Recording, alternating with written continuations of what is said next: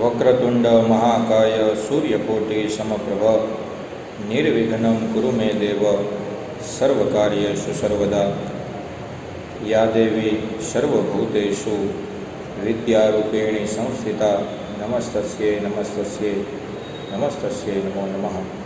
નમસ્તે વિદ્યાર્થી મિત્રો. પાઠ 22 હિમાલયમાં એક સાહસ. સાહિત્ય પ્રકાર પ્રવાસ નિબંધ.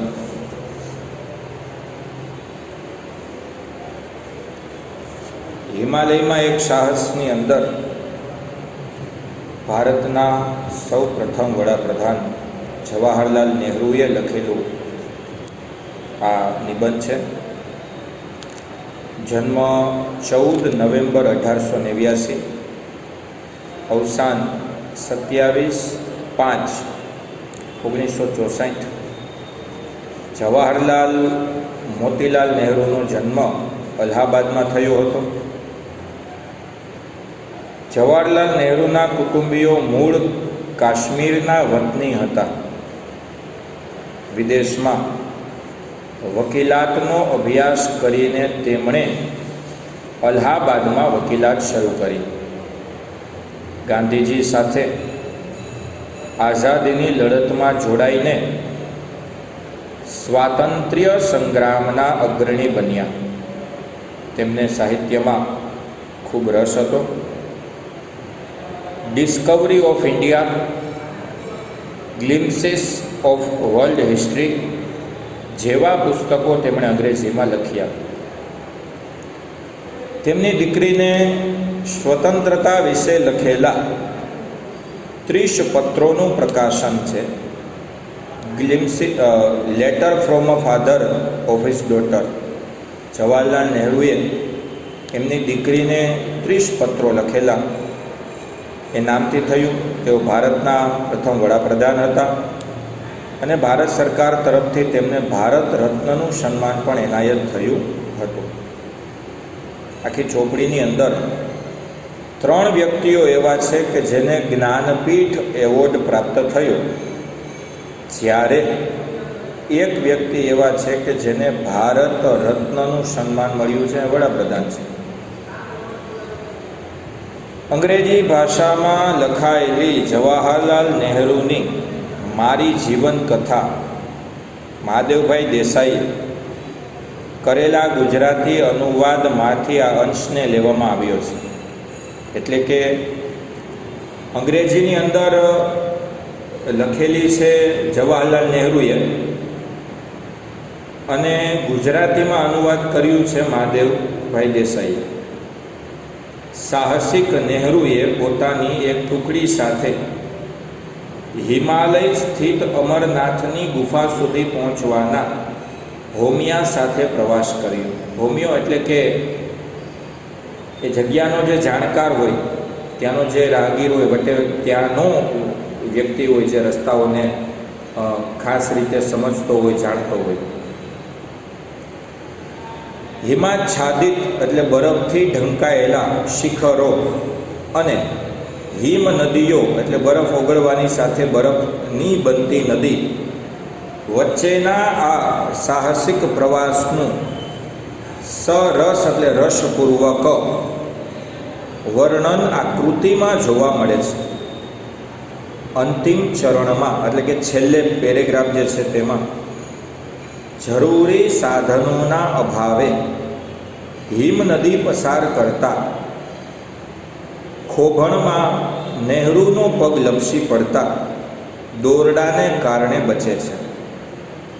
ના છૂટકે નથી ઈચ્છવું છતાં પણ પ્રવાસ અધૂરો રાખી અને પરત પાછા ફરવું પડે છે. સાહસ અને હિમાલય પ્રેમ આ કૃતિમાંથી પ્રગટ થાય છે.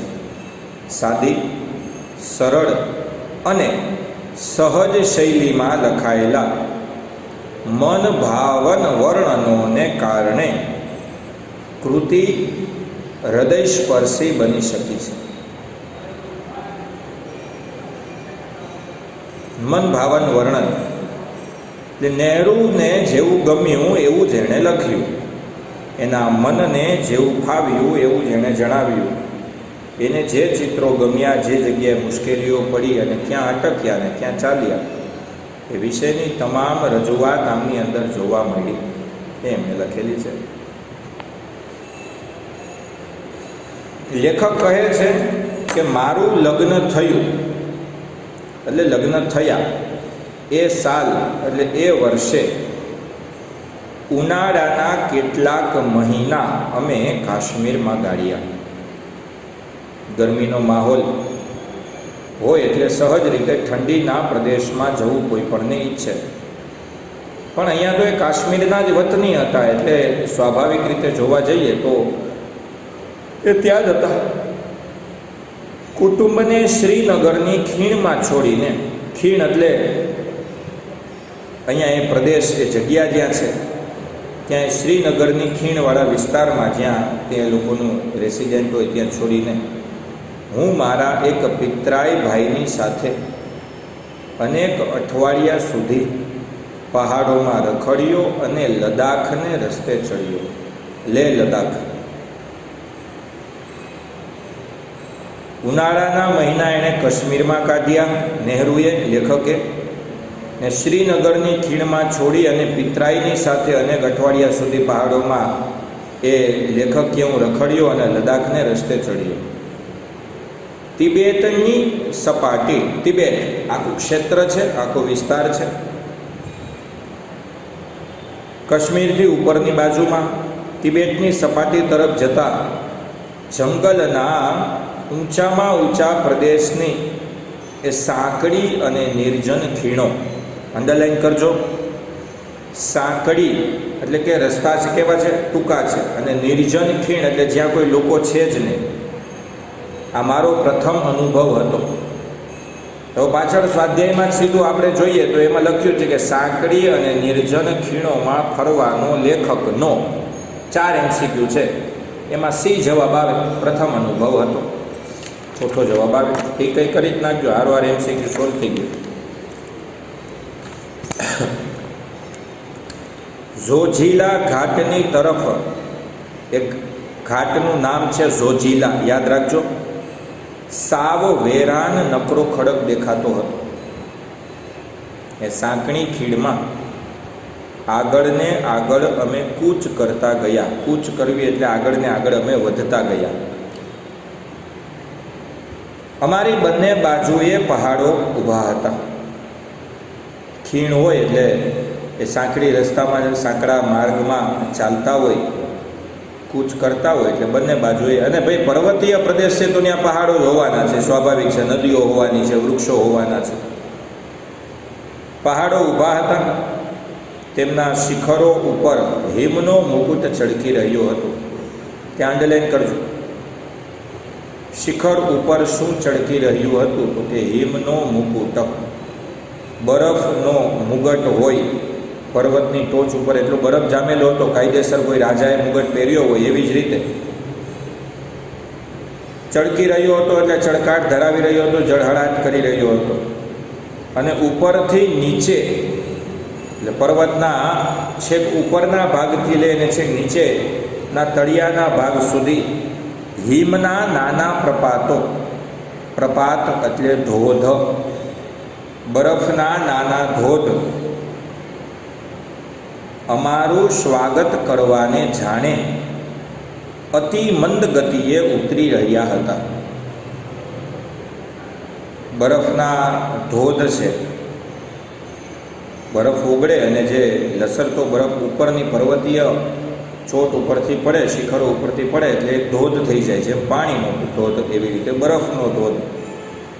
આ ઓગળતા બરફના નાના ધોધ છે અમારું સ્વાગત કરવાને જાણે અતિમંદ ગતિએ, જાણે રખે શકે ઉત્પ્રેક્ષા અલંકાર, અતિમંદ ગતિએ ઉતરી રહ્યા હતા. પવન ઠંડો અને આકરો હતો, એટલે મુશ્કેલી ભર્યો હતો, કઠણ પવન હતો, થોડો વધારે ઠંડી લાગી જાય, નાકમાં બળતરા ઉપડી જાય એવો ઠંડો પવન હતો. પણ દિવસના સૂરજનો મધુર તડકો, સૂરજ એટલે ભગવાન સૂર્યનારાયણનો એવો મધુર મીઠો તડકો અને હવા એટલી નિર્મળ એટલે શુદ્ધ હતી કે ઘણીવાર અમે એક સ્થાનથી બીજા સ્થાન વચ્ચેના અંતર વિશે છેતરાતા. હવા એટલી નિર્મળ હતી કે બધું થોડું ઘણું નજીક દેખાતું હતું. એટલે એમ થાય કે આ નજીક જ છે, હમણાં પહોંચી જશો તે જગ્યાએ, પેલી જગ્યાએ હમણાં પહોંચી જશો, પણ ખરેખર એવું લાગતું પણ પહોંચી શકાતું નહીં. એટલે એક જગ્યાએથી બીજી જગ્યા વચ્ચેના અંતર વિશે પણ અમે છેતરાઈ જતા અને દૂરના સ્થાનોને પાસે માનતા. એકાંત વધતું જતું હતું. વૃક્ષો અને વનસ્પતિ પણ અદૃશ્ય થયા હતા. જેમ જેમ આગળ જાય એમ કે લેખક કહે છે અમારું એકાંત વધતું જાય અને વૃક્ષો અને વનસ્પતિઓ શરૂઆતમાં તો હતા પણ હવે તો એ ઓછા થતા ગયા, દેખાતા બંધ થઈ ગયા. માત્ર નકરો ખડક એટલે પથ્થરો પણ કેના, હિમ, બરફના, અને ક્યાંક ક્યાંક બહુ પુષ્પો એટલે કોઈ કોઈ જગ્યાએ ફૂલ જોવા મળે અથવા તો ફૂલ ઉપર જામેલો બરફ ફૂલના આકારમાં થઈ ગયો હોય, બરફ એ રીતે જોવા મળે. ને છતાં આ જંગલી અને વેરાન પ્રકૃતિ મંદિરોમાં હું કંઈક અજબ તૃપ્તિ અનુભવતો અને સ્ફૂર્તિથી આહલાદ ઉભરાતો, ખૂબ આનંદિત થઈ જતો. લેખક કહે છે જવાહરલાલ નહેરુ. આ પ્રવાસ દરમિયાન મને એક રોમાંચક અનુભવ થયો. આનંદ આવી જાય, ઉલ્લાસની જાગૃતિ થઈ જાય એવો એક અનુભવ થયો. સોજીલા ઘાટ છોડીને આગળ એક જગ્યાએ, એનું નામ હું ધારું છું કે માતાયાન હતું. સોજીલા ઘાટ અને નામ ધારું છું માતાયન હતું. આ માતાયાન નીચે અંડરલાઈન કરજો. જોજીલા ઘાટથી આગળ એક જગ્યાએ ગયા, એ જગ્યાનું નામ લેખક કહે છે કે માતાયાન હતું. અમને કહેવામાં આવ્યું હતું કે આ માતાયાન નામની જગ્યા છે. અને બીજું એ સૂચન કરવામાં આવ્યું હતું ભૌમિયા દ્વારા કે અહીંથી માત્ર 8 માઇલ દૂર અમરનાથની ગુફા છે. 1 માઇલ એટલે સરેરાશ 1.5 કિલોમીટર. આ 1.5 કિલોમીટર 1 માઇલ થાય તો 8 માઇલ એટલે તમે ગણતરી કરી શકો. અને હા, એ ખરું કે અફાટ હિમ સમૂહથી ઢંકાયેલો એક જબરજસ્ત પહાડ ઓળંગવાનો પડ્યો હતો. હજી એક પહાડ પણ ઓળંગવાનો હતો, બરફથી ઢંકાયેલો. આ પહાડ બેટા એવો હતો કે જો પગ મૂકે અને જો બરફ થોડોક પોચો અથવા નરમ હોય તો સીધો ચાલતા ચાલતા ખીણમાં વહી જવાની શક્યતા ખરી. પણ તેમાં શું, 8 માઇલ તો કંઈ વિસાતમાં ન હતા. હોશમાં ને હોશમાં અને અનુભવ ન હોવાને લીધે અમે એ ઓળંગવાનો નિર્ણય કર્યો. 11,500 ફૂટની ઊંચાઈએ આવેલ અમારા પડાવથી અમે નીકળી પડ્યા.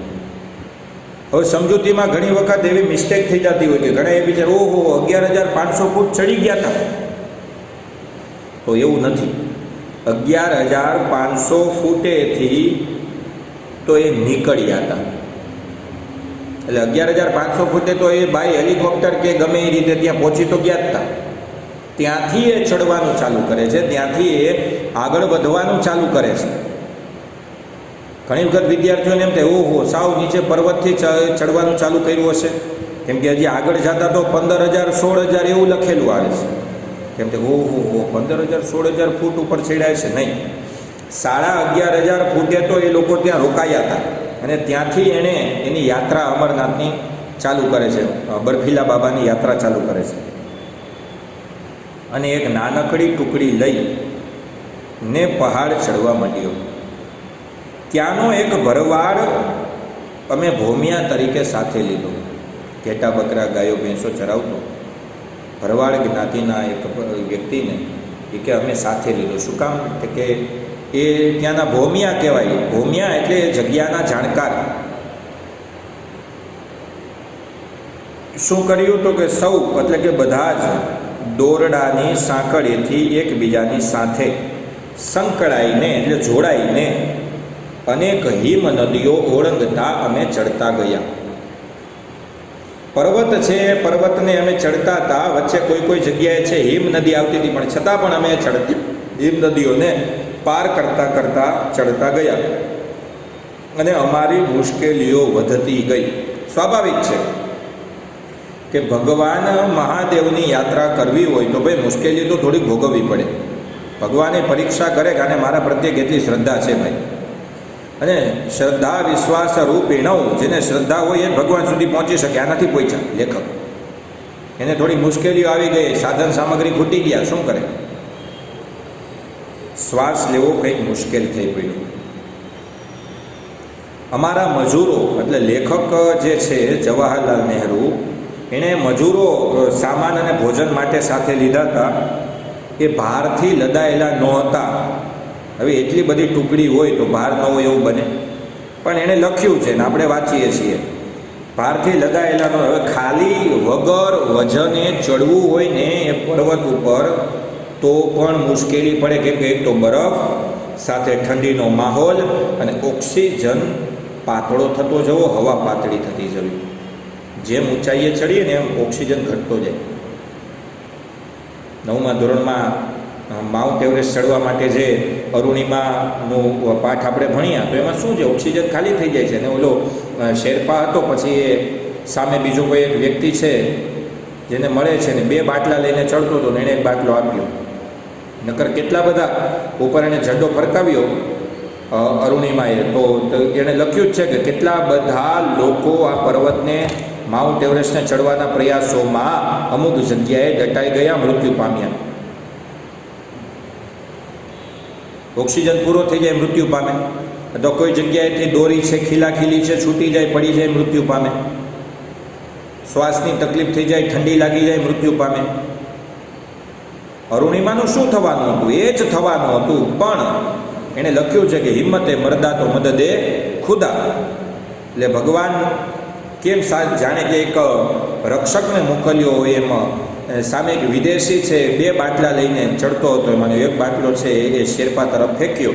શેરપાએ તેમને કેચ કરી લીધો અને અરુણિમાનો જીવ બચી ગયો. પણ મુશ્કેલી તો ભોગવવી જ પડે.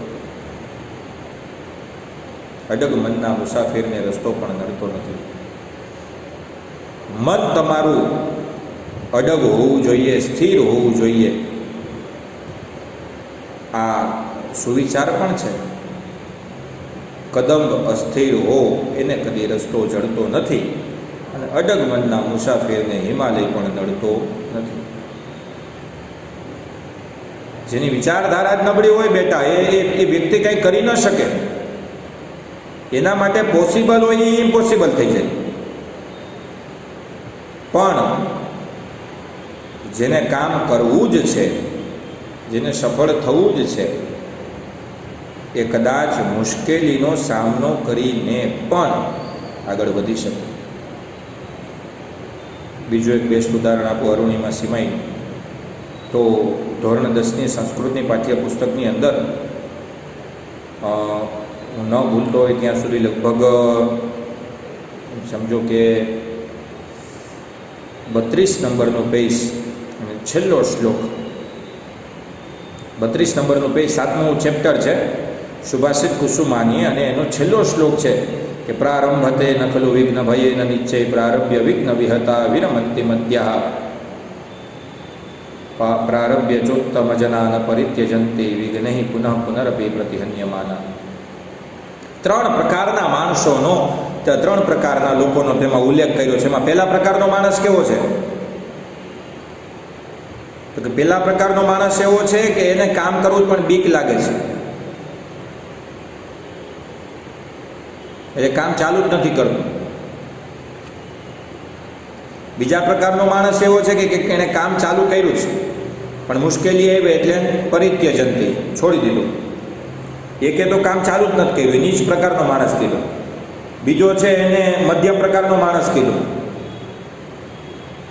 કેમ કે એણે કામ ચાલુ કર્યું, મુશ્કેલી એવી સદર પાડી દીધા.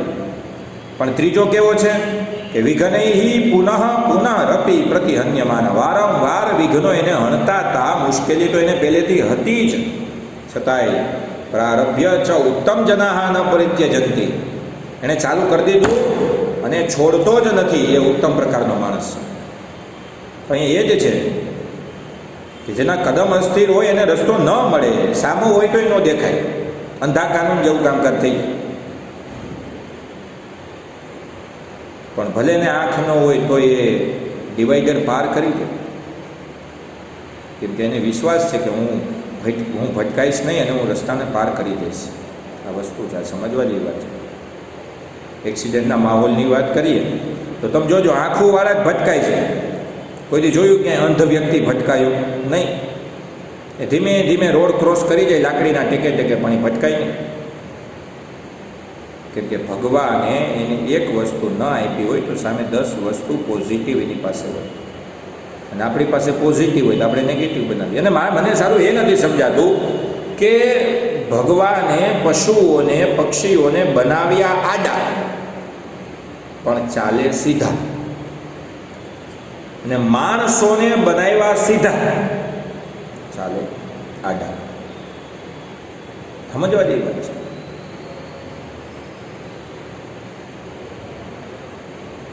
પાઠને આગળ વધારીએ એટલે અહીંયા એ જ વસ્તુ કીધી કે જેમ જેમ ઉપર ચડે તેમ તેમ ઓક્સિજન છે એ ખતમ થતો જાય છે, હવા પાતળી થતી જાય છે, એવું કહીએ આપણે. શ્વાસ લેવામાં તકલીફ પડે. જવાહરલાલ નહેરુ કહે છે કે અમારા મજૂરો બહુ ભારથી લદાયેલા નહોતા છતાં પણ લોહીની ઉલટી કરવા લાગ્યા.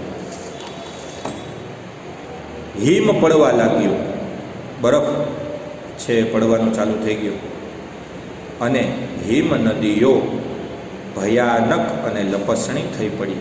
કેમ કે ઉનાળાનું વાતાવરણ હતું એટલે સ્વાભાવિક બરફ ઓગળવાનો જ છે.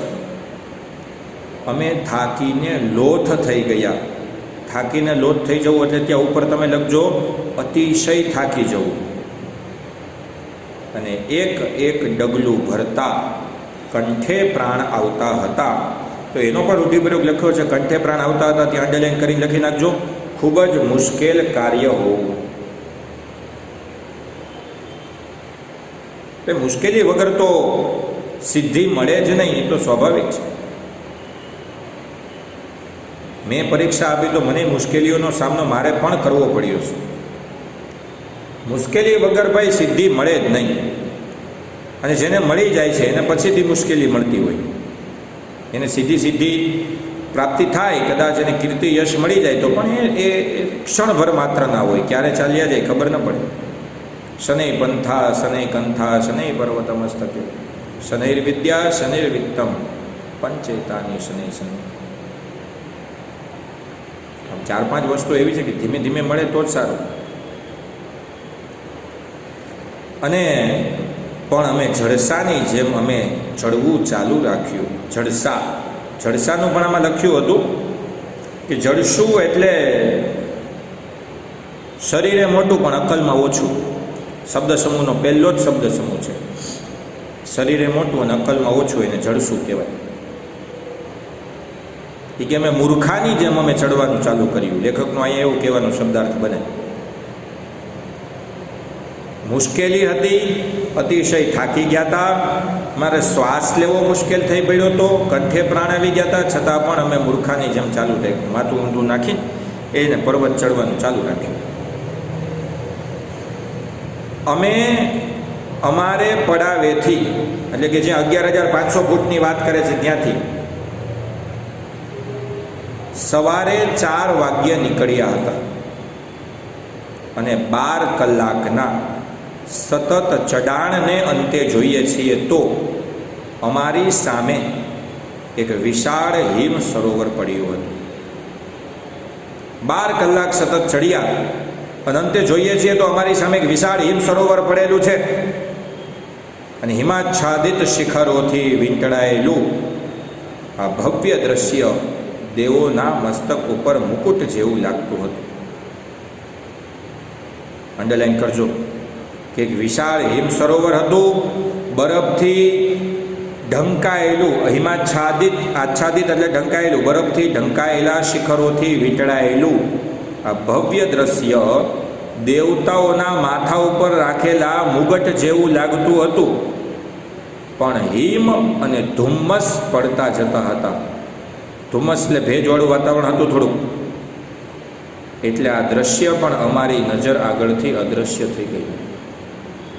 આ જે ચિત્ર હતું એ અદૃશ્ય થઈ ગયું. અમે કેટલી ઊંચાઈએ હતા એ તો હું જાણતો નથી, પણ હું ધારું છું કે 15,000 કે 16,000 ફૂટની ઊંચાઈ તો જરૂર હોવી જ જોઈએ. ધારણા લગાડી કે 11,500થી 15,000 16,000 ગણો એટલે 4,500 5,000 ફૂટ ઉપર ચડ્યા. કારણ અમરનાથની ગુફાથી અમે બહુ ઊંચે હતા. હવે જાવું તું જ અમરનાથની ગુફાએ તો ઊંચે કેમ ચડી ગયા? શું એને અમરનાથની ગુફા દેખાણી નહીં હોય? શું એ અમરનાથની ગુફાના દર્શન કરવા નહોતા જવાના? માત્ર એણે લખ્યું જ તું? નહીં, એવું નથી. અમરનાથની ગુફાથી ઊંચે હતાનો મતલબ એવો છે કે અમરનાથની ગુફા આ બાજુના પર્વત ઉપર હતી, જે પર્વત થોડોક નીચાણવાળો હતો, અને લેખક જે જગ્યાએ છે પર્વત થોડોક ઊંચાણવાળો હતો.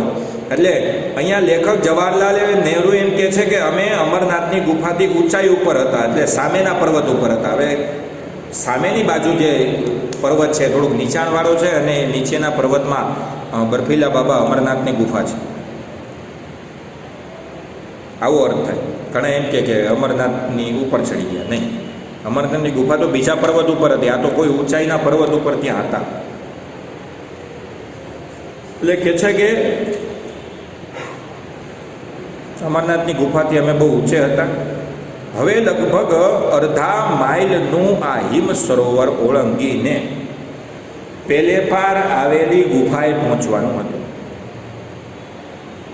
અડધા માઇલનું હિમ સરોવર ઓળંગી. અડધો માઇલ એટલે એમ સમજી લ્યો કે 1.5 કિલોમીટર. ને પેલે પાર આવેલી ગુફાએ પહોંચવાનું હતું. અમને લાગ્યું કે હવે ચડવાનું પૂરું થઈ ગયું છે, એટલે મોટી મુશ્કેલીઓ તો ઓળંગી ચૂક્યા, એટલે સાવ થાક્યા હતા, છતાં પણ પ્રસન્ન ચિત્તે આ નવી મજલ શરૂ કરી.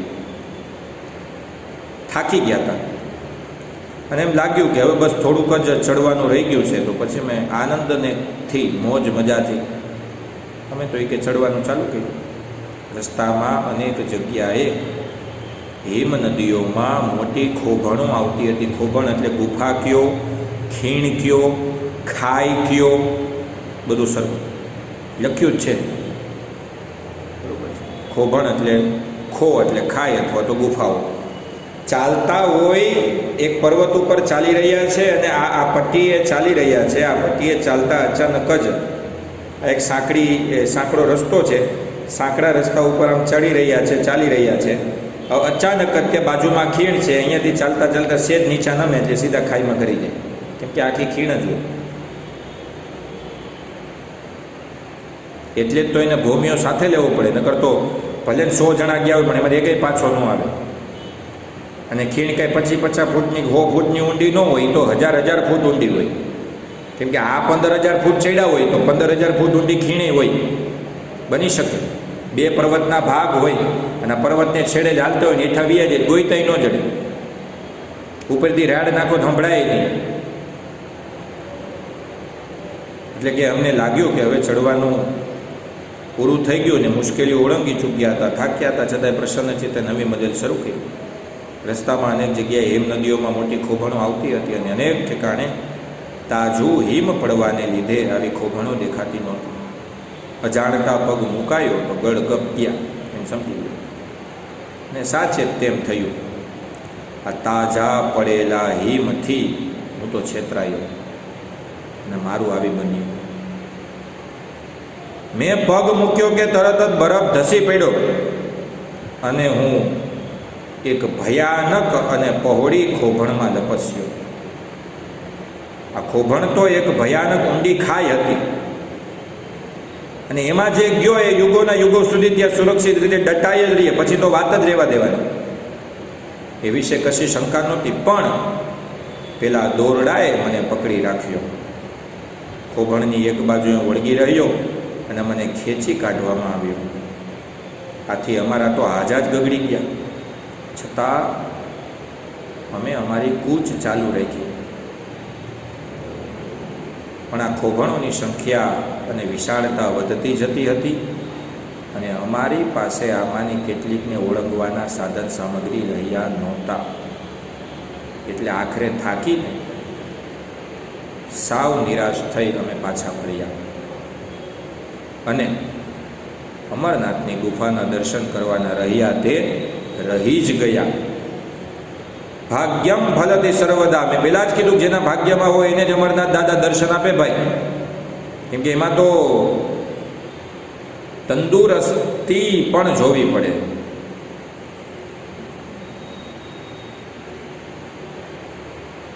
શું કીધું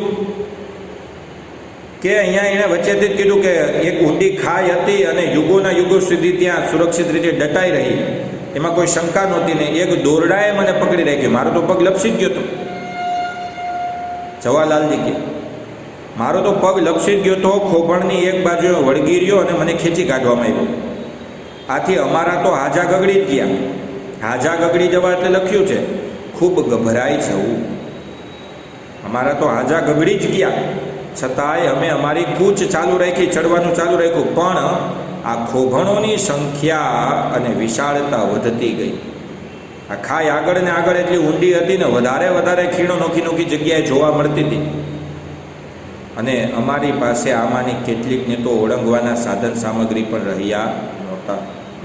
એટલે આખરે થાકી પાકીને સાવ નિરાશ થઈને અમે પાછા ફર્યા અને અમરનાથ દાદાની ગુફાના દર્શન કરવાના રહ્યા તે રહી ગયા. મેં કીધું એમ જ ભાઈ, કાશ્મીરના ઊંચા ગિરિવરો એટલે પર્વતો અને ખીણો ઉપર હું એટલો મુગ્ધ એટલે એટલો મોહિત હતો, એટલો આકર્ષિત હતો કે પાછા તરત ત્યાં જવાનો નિશ્ચય કર્યો. પાછું નક્કી કર્યું ત્યાં જવું છે. અનેક પ્રવાસના ઘાટ ઘડ્યા એટલે આયોજનો કર્યા. એમાંનો એક તો તિબેટના અલૌકિક સરોવર, અંડરલાઈન કરજો, તિબેટ આખું ક્ષેત્ર જ નોખું પડી જાય છે કાશ્મીરની જેમ. એક તો એમાં તિબેટના અલૌકિક ક્ષેત્ર માનસરોવરની અને પાસે આવેલા હિમાચ્છાદિત કૈલાસની યાત્રાનો વિચાર હતો. એક તો એવું જ હતું. એ વિચાર માત્રથી હું આનંદથી ગભરાતો. એ વાતને 18 વર્ષ થયા. છેલ્લે એણે અમરનાથની યાત્રા મૂકી નહેરુએ, એને 18 વર્ષ થયા. છતાંય આજે પણ કૈલાસ અને માનસરોવરથી હું એટલો ને એટલો દૂર છું. કૈલાસ, માનસરોવર, દરેક જગ્યાએ એને જવું હતું. અમરનાથ મહાદેવ ન જવાનું. એ વાતને 18 વર્ષ થઈ ગયા પણ પછી શક્ય જ ન બન્યું. નહીંતર તો પછી વડાપ્રધાન હતા, જઈ ન શકે પણ તોય ન જવાનું. હું તો અનેક વાર કાશ્મીર જવાની ઘણી ઈચ્છા છતાં પાછો કદી કાશ્મીરે નથી જઈ શક્યો. ઘણીવાર એવું બને આપણે આપણા જ ગામડાની બાજુમાંથી નીકળીએ તો આપણા ગામડે આપણે જાય નહીં, પછી એમ કે ઘણા વર્ષો થઈ ગયા ગામડે નથી જવાનું. પણ નીકળાતો હોય પણ મન ન થયું હોય અથવા સમય ન હોય, સમયની પાબંદીને કારણે ન જઈ શક્યા હોય, એવું બને. અને રોજ રાજકાજ એટલે રાજકારણના અને લોક સેવાના વમળમાં વધારે ને વધારે ઊંચાતો ગયો. લોકસેવા કરવામાં, રાજકારણના બધાય કામ કરવામાં હું એટલો સલવાઈ ગયો, એટલો એમાં કર્મિત થઈ ગયો કે ગિરિવરો ચડીને અથવા દરિયા ઓળંગીને મેં મારી પ્રવાસની લાલસા તૃપ્ત કરવાને બદલે જેલ યાત્રાથી મારે તૃપ્ત કરવી પડી. કેમ કે ત્યારે થોડોક અંગ્રેજોનો કેર હતો જ. એટલે કે પર્વતો ચડી અને દરિયા ઓળંગીને મારી પ્રવાસની જે લાલચ હતી એ લાલચને મારે જેલ યાત્રાથી શાંત કરવી પડી. અને છતાંય એવા પ્રવાસના ઘોડા હું તો ઘડ્યા જ કરું છું. ઘોડા ઘડવા એટલે આયોજનો કરવા. એ આનંદ જેલમાં પણ કોણ લઈ શકે એમ છે. જેલમાં બેઠા બેઠા પ્લાનિંગ બનાવતા હતા, મારે માનસરોવર જવું છે, મારે કૈલાસ જવું છે, મારે અમરનાથ જવું છે, પણ જવાતું ક્યાંય નહોતું કેમ કે બાપુ જેલમાં હતા. અને જેલમાં બીજું કરવાનું શું હોય? એટલે હજી હું એ દિવસના સ્વપ્ન જોઉં છું કે જ્યારે હિમાલયમાં રખડતો માનસરોવર અને કૈલાસના દર્શનના મારા મનોરથ હું પૂરા કરી શકીશ. સ્વપ્ન જોઉં છું લેખકીય કે હિમાલયમાં રખડતો હોય, માનસરોવરમાં જતો હોય, કૈલાસના દર્શન, આ મનોરથ પૂરા કરી શકીશ. મનના રથને હું દોડાવી શકું એમ. દરમિયાન જીવનની પળો ઝપાટાબંધ વહી જાય છે, એ તો સ્વાભાવિક છે. એક દિવસ જતાં વાર નથી લાગતી, વર્ષ જતાં વાર નથી લાગતી, અને જીવન પૂર્ણ થતાં વાર નથી લાગતી. યુવાવસ્થામાંથી આઘેડ અવસ્થા પ્રવેશ પછી, આઘેડ અવસ્થા એટલે અડધી ઉંમરે પહોંચવું, રૂઢિપ્રયોગમાં લખ્યું છે. અડધી ઉંમર પૂરી થઈ ગઈ અને એ પછી વધારે બુરી અવસ્થા આવી રહેશે, એટલે કે વૃદ્ધાવસ્થા. એટલે ઘણીક વાર મને એમ થાય છે, લેખક કે ઘણી વાર એવું થાય કે કૈલાસ અને માનસરોવર જોવા પહેલાં તો હું વૃદ્ધાવસ્થાથી સાવ અપંગ થઈ ગયો હોઈશ. કૈલાસ માનસરોવર જોવા જાય છે એની પહેલાં તો હું તો અપંગ બની ગયો હોઈશ. પણ ગમ્ય સ્થાન ભલે એને દેખાતું ન હોય, ગમ્ય એટલે ગમતું, પસંદ હોય એવું, મને ગમતું સ્થાન ભલે કે દેખાતું ન હોય તો પણ પ્રવાસ કદી એળે જતો નથી. એળે જવું એટલે વ્યર્થ જવું, નકામું જવું. ગમતું સ્થાન ભલે નહીં કે દેખાતું ન હોય તો કાંઈ નહીં, પણ કે પ્રવાસ કોઈથી નકામો ન જાય. હું થોડેક સુધી કે મારી યુવાનીમાં હું પહોંચી આવ્યો એ જ ઘણું કહેવાય. એની વાત એ સાચી છે. વોલ્ટર ડલામેર કરીને એક અંગ્રેજ કવિ છે, મહાદેવભાઈ દેસાઈ, એની અંગ્રેજીની પંક્તિઓને ગુજરાતીમાં અનુવાદ કરીને લખ્યું કે હજીય મનની મહી રમી રહેલ એ પર્વતો. હજીય એટલે આજે પણ, મનની મહી એટલે મનની અંદર, રમી રહેલ એ પર્વતો એટલે કે દેખાતા એ પર્વતો, મનની અંદર દેખાતા બધા પર્વતો.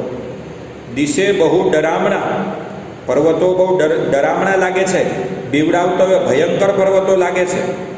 અને પાછા સંધ્યા તળે રુધિર રંગ, ને સાંજના સમયે તો લોહીથી કરબડાયેલા હોય, કેસરિયા રંગના, લાલ રંગના હોય એવા લાગે. કેમ કે સંધ્યા ઢળે એટલે સૂર્યનો પ્રકાશ છે, બરફ ઉપર પડે એટલે જેવો રંગ સૂર્યનો કિરણોનો એવો જ રંગ બરફનો. તથાપી એટલે છતાં પણ, દિલમાં વસ્યો ચિર અદમ્ય ઉત્સાહ કો, છતાંય હૃદયની અંદર ન દબાવી શકાય એવો લાંબો ઉત્સાહ છે એ છે. ને સદૈવ તલસી રહ્યો, સદૈવ એટલે હંમેશા, તલસી રહ્યો એટલે ઝંખતો રહ્યો, તલપાપડ થતો રહ્યો, ગીરી હિમો તણી શાંતિને. બર્ફીલા પર્વતોની શાંતિને મેળવવા માટે હું આજે પણ તલસી રહ્યો છું, ઝંખી રહ્યો છું. એવું જવાહરલાલ નહેરુએ, લેખકે વોલ્ટર ડલામેરની અંગ્રેજી પંક્તિઓને પોતાના અંગ્રેજી નિબંધની અંદર લખી અને ગુજરાતીમાં અનુવાદ મહાદેવભાઈ દેસાઈએ કર્યું. મારી જીવનકથામાંથી આ લેવામાં આવ્યું. સમાનાર્થી શબ્દો, શબ્દાર્થોને જોઈએ તો નિર્જન એટલે માણસ વિનાનું અથવા તો સૂનું, નકરો એટલે ફક્ત અથવા માત્ર, કૂચ કરવી એટલે ચાલવું અથવા આગળ વધવું, શિખર એટલે પર્વતનો ટોચનો ભાગ, હિમ એટલે અતિશય ઠંડી અથવા બરફ, મુકુટ એટલે માથે પહેરવાનું સાધન, પ્રપાત એટલે ધોધ, વેરાન એટલે ઉજ્જડ, આહલાદ એટલે હર્ષ અથવા આનંદ અથવા ઉત્સાહ, અફાટ એટલે ખૂબ વિશાળ, અસ્ખલિત ખોભણ, ખો ખાઈ ગુફા,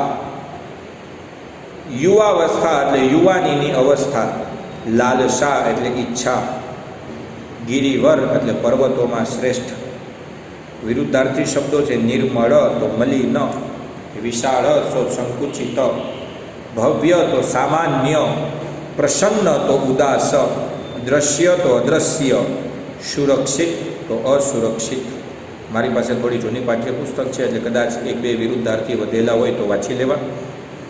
શબ્દ સમૂહ માટે એક શબ્દની અંદર શરીરે મોટું પણ અકલમાં ઓછું, આવું પૂછાય તો લખવાનું જડ શું?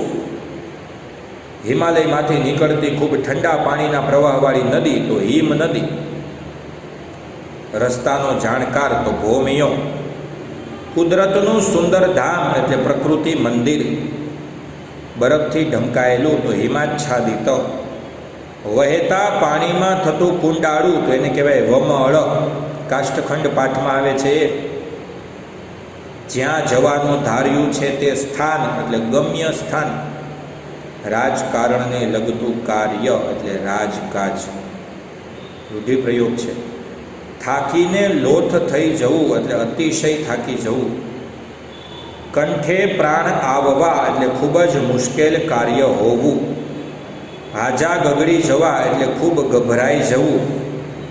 ઘોડા ઘડવા એટલે આયોજન કરવું અથવા વિચારવું. અડધી ઉંમરે પહોંચેલું એટલે આધેડ. હવે જોઈએ MCQ. સાંકડી અને નિર્જન ખીણોમાં ફરવાનો લેખકનો તો ત્રીજો જવાબ છે પ્રથમ અનુભવ હતો. હિમ નદી ઓળંગવાના સાધનોના અભાવને કારણે તો પહેલો જવાબ છે પાછા ફર્યા. એક વાક્યમાં ઉત્તર જોઈએ. પ્રવાસમાં લેખકની કયા સ્થળે જવાની ઈચ્છા હતી? તો પ્રવાસમાં લેખકની કયા સ્થળે જવાની ઈચ્છા હતી? તો કૈલાસ, માનસરોવર અને અમરનાથ. માનસરોવર અને કૈલાસના દર્શન કરવાની એની ઈચ્છા. પ્રવાસમાં લેખકની સાથે કોણ કોણ હતું? કોણ કોણ, ખાલી એક કોણ આપ્યો હોય તો પિતરાઈભાઈ લખાય, પણ કોણ કોણ હતું? તો પિતરાઈભાઈ સાથેના મજૂરો અને એક ભરવાડ ભૌમિયો. ખોભણમાં પગ લપસ્યા છતાં લેખક કેવી રીતે બચ્યા? તો એનું પણ આમાં લખ્યું છે, આપણે ગોતી લઈએ.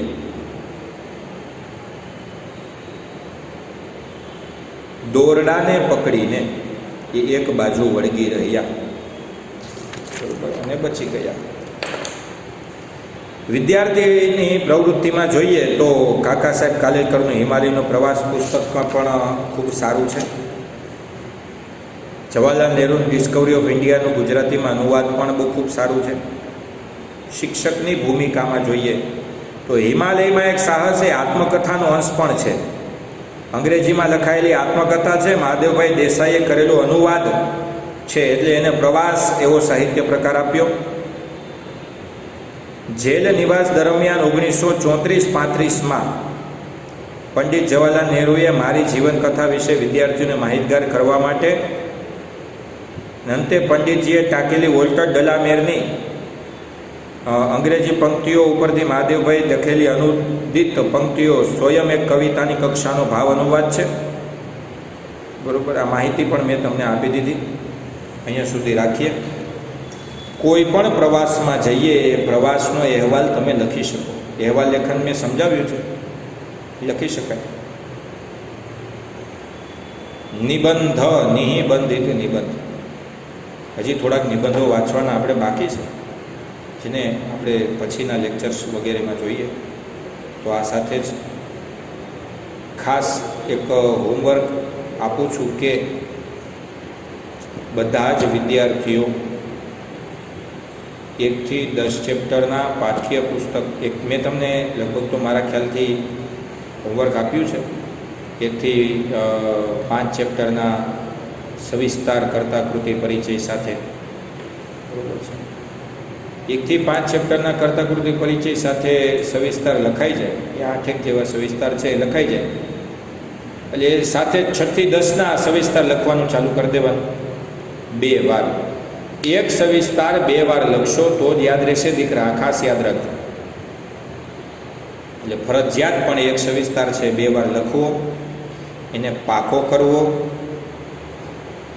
સવિસ્તાર પાકો થઈ જાય એટલે મોઢે લખવાનો પ્રયત્ન કરવાનો. હું એમ નથી કહેતો 2 વાર ફરજિયાત લખો, પણ ભલે 1 વાર લખો, પણ 1 વાર લખ્યા પછી એને પાકો કરી નાખો.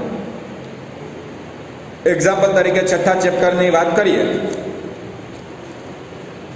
તો 6થું ચેપ્ટર વાયરલ ઇન્ફેક્શન છે, તો વાયરલ ઇન્ફેક્શનની તમને વાત કરું, બરાબર. તો એમાં એક સવિસ્તાર આપણે, હું તમને કોઈ પણ એક સવિસ્તાર આપું કે ભાઈ એક સવિસ્તાર છે આરોગ્યની જાળવણી માટેના લેખકના વિચારો તમારા શબ્દોમાં લખો. તો કર્તા, ગુણવત, શાહ, બરાબર છે. કૃતિ વાયરલ ઇન્ફેક્શન, સાહિત્ય પ્રકાર નિબંધ, સંદર્ભ ગ્રંથ તો કે વાયરલ ઇન્ફેક્શન છે એટલે મરો ત્યાં સુધી જીવોમાંથી સંદર્ભ ગ્રંથ આટલું લખાઈ જાય એટલે એનો પરિચય લખવાનો. પરિચયમાં પહેલો ફકરો જે છે એ ઇનફ છે. પરિચયમાં પહેલો ફકરો તમે લખી નાખો, ગુણવંત ભૂષણલાલ શાહથી લઈ અને સન્માનિત થયા છે, પહેલો પરિચય લખાઈ જાય. પછી જવાબ નવનીત પ્રમાણે જવાબ લખાઈ જાય એટલે એને પાકું કરી નાખો. 15 મિનિટ એકને એક આખો પ્રશ્ન જવાબ 15 મિનિટ એક ધારો વાંચો ને, 1 વાર 2 વાર 3 વાર 4 વાર 5 વાર 5 વાર વાંચો ને દીકરા, એટલે આઈ પ્રોમિસ, વિશ્વાસ આપું, પાકું થઈ જ જાય. પણ માત્ર આપણે બેસવાની જરૂર છે. અંદરથી ઈચ્છા ક્યારે જાગૃત થાય વાંચવાની, એ મહત્ત્વની વાત છે. એટલે દર એક સવિસ્તારને તમે લખવાની 5 મિનિટ અને વાંચવાની 15 મિનિટ, એક સવિસ્તારને 20 મિનિટ આપો એટલે 5 સવિસ્તાર પાકા કરતાં કંઈ વાર લાગે નહીં. 2-3 કલાક થાય, 2-2.5 કલાકમાં તમારા 5 સવિસ્તાર પાકા થઈને એવા પાકા થઈ જાય પછી એ ભૂલાય જ નહીં. તો આ સાથે જ લેક્ચરને વિરામ કરીએ. અસ્તુ. જય હિન્દ, જય ભારત, મહાદેવ હર.